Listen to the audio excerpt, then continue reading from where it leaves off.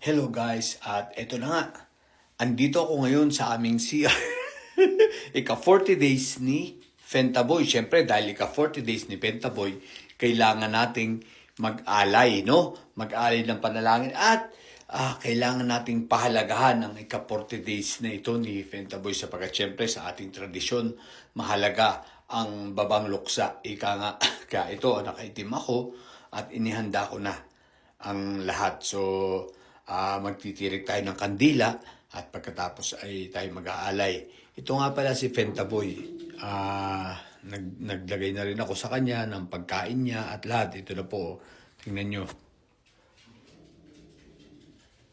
Ayan na po siya. Si Poong nasa rehas. So may bulaklak. May bulaklak tayo dyan. May prutas po tayong inilagay. Ayan po, may prutas. At meron pong mahalaga tikoy. Kaya may tikoy tayo. So, samahan nyo ako guys. Magtitirik tayo ng kandila kay Poong nasa rehas. At pagkatapos natin magtirik ng kandila, dadasalan natin. Yan.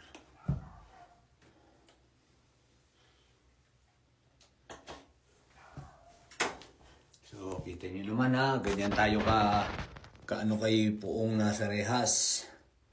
So, may tikoy, may prutas, kandila, at ang kanyang larawan. Okay?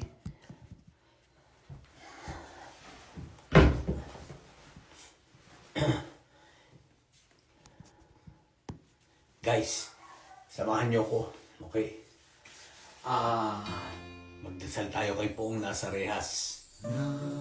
Poong nasa rehas, nawa ay patnubayan mo ang iyong mga anak na may sayad, na katulad mo higit sa lahat ay yung iyong anak na manang-mana sa iyo, si Inday Sayad.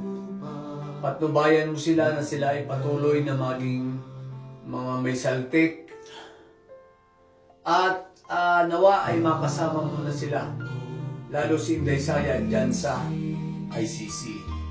Gabayan mo rin yung mga anak mo may topak na mga lalaki. Lahat sila.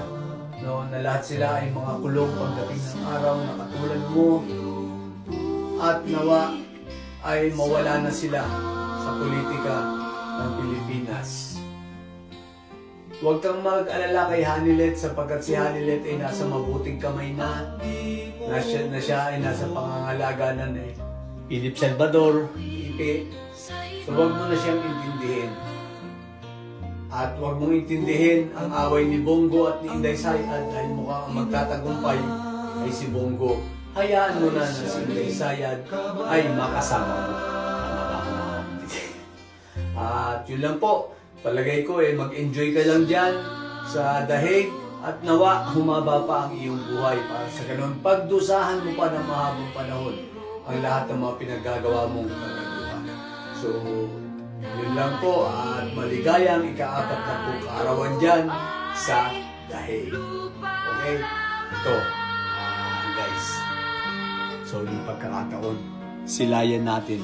Tingnan ninyo mabuti ang larawan ni Poong nasa rehas.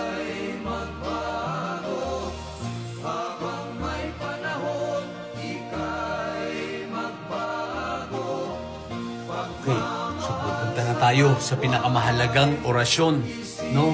Ito ang pinaka-importante pagkatapos natin magdasal, mag-alay ng mga pagkain, ang pinaka-importante sa lahat ay ang paghuhulog sa kanya sa kubeta. Siyempre, inidoro. Saan ba nababagay ang mga yan? Di sa inidoro. Diba? Siyempre, titikman natin kung ang lasa nitong cranberry. Hap. Isipin nyo guys, galing pa sa Pilipinas yan, tikoy. Talagang pinabili ko yan pang-alay dito. Kay Fentaboy. So, ito na guys, ang pinakamahalaga sa lahat. Hindi natin tatandaan, no? Kung saan siya ay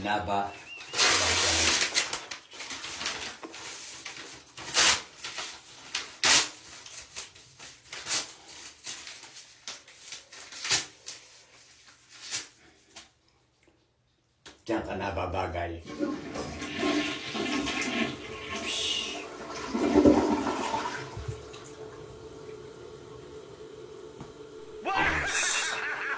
Bye! Sa mga bobong didilas kayo ninyo, makapili ko yung bobot may sayad, ha? Sa pagkata may sayad, laging high blood. Ipagtirik nyo rin ang kandila, yung puo nyo about 40 days. Bye!